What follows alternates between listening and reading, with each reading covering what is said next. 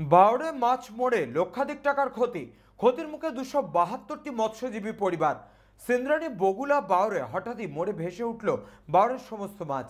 Sindrani ফিশারমেন্স cooperative society লিমিটেডের পক্ষ থেকে জলে চুন দিয়ে জল পরীক্ষা করে শেষ রক্ষা হলো না। জানা যায় এই বাওড়ে মৎস্য চাষের সাথে যুক্ত 272টি পরিবার। মৎস্যজীবী পরিবারগুলির একমাত্র উপার্জনের রাস্তা এটি। এই ঘটনার পর কপালে চিন্তার ভাঁজ পড়েছে মৎস্য চাষীদের। তবে কি কারণে হঠাৎই বাওড়ের সব মাছ মরে ভেসে উঠল তার কারণ অজানা।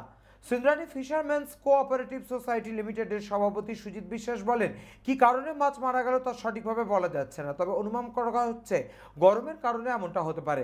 272টি মৎস্যজীবী পরিবার এই বাওড়ে থেকেই তাদের সংসার চালাতো। এখন তারা সমস্যায় পড়েছে। সরকারের কাছে তারা বলেন, আবেদন করব যাতে দ্রুত কোনো সমাধান করা হয়। এ বিষয়ে সিন্দ্রানী ফিশারম্যানস কোঅপারেটিভ সোসাইটি লিমিটেডের সম্পাদক উত্তম বিশ্বাস বলেন, আমরা জলে চুন দিয়েছি এবং জল পরীক্ষা করেছি, জলে কোনো সমস্যা নেই, প্রচুর মাছ মারা গেছে। বিষয়টি নিয়ে পঞ্চায়েতের তরফ থেকে দেখা হবে বলে আশ্বাস দিয়েছেন সিন্দ্রানী পঞ্চায়েতের উপপ্রধান Soumen Ghosh. Bureau report, channel 24/7। Bagula বাওড়ে দেখা যাচ্ছে 2-4 দিন ধরে প্রচুর মাছ মরে ভেসে উঠছে। ঠিক কী কারণে মারা যাচ্ছে বলে মনে হচ্ছে?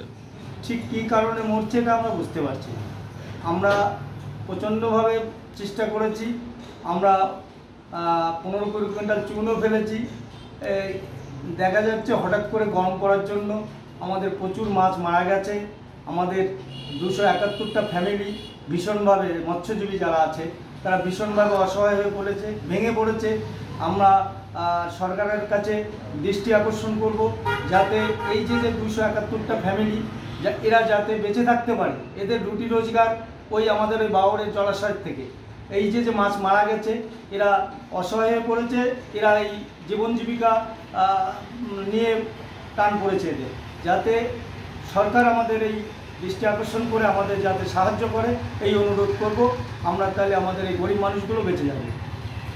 আপনার নাম? আমার নাম সুজিত বিশ্বাস, সিন্দ্রানী ফিশারি সোসাইটি লিমিটেডের আমি সভাপতি। সৌমেনবাবু, সিন্দ্রানী ফিশারির বগুলা বাওড়ে প্রচুর পরিমাণে মাছ মরে ভেসে উঠেছে। মৎস্যজীবীরা আন্দাজ করছে প্রায় লক্ষাধিক টাকার ক্ষতি হয়েছে।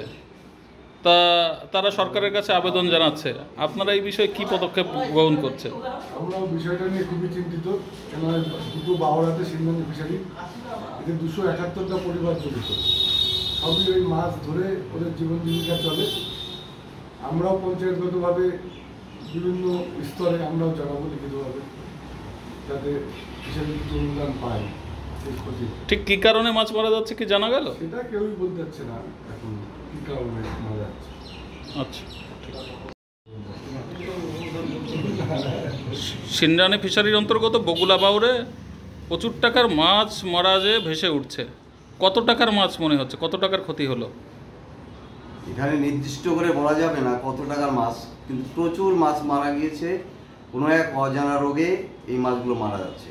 আমাদের বাওড়ের জল পরীক্ষা করা হয়েছিল, জলে কোনো দোষ ছিল না, মাছগুলোর কোনো দাগ বা ক্ষতচিহ্ন নেই।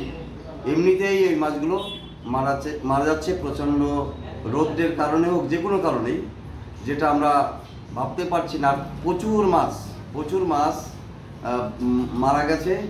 আশেপাশে গ্রামে সবাই ওই মাছগুলো ধরে নিয়ে গেছে এবং এখনও বাওড়ের পাশ দিয়ে গেলে গন্ধেই যাওয়া যাচ্ছে না, এত পরিমাণে মাছ মারা গিয়েছে। আপনার ফিশারির থেকে কি কোনো পদক্ষেপ গ্রহণ করছেন? আমরা চুন দিয়েছি এবং ওপর থেকে আমাদের যারা ইও সাহেব আছেন তাদেরকে নিয়ে এসেছি। তারা বলেছেন যে মাছগুলো ধরে দিতে। এবার ধরেছি কিছু মাছ, অল্প কিছু মাছ পাওয়া গিয়েছে, আর বাদ বাকি সবই মরে গেছে।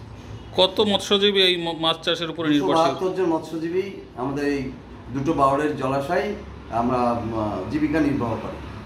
আপনার নাম? আমার নাম উত্তম বিশ্বাস।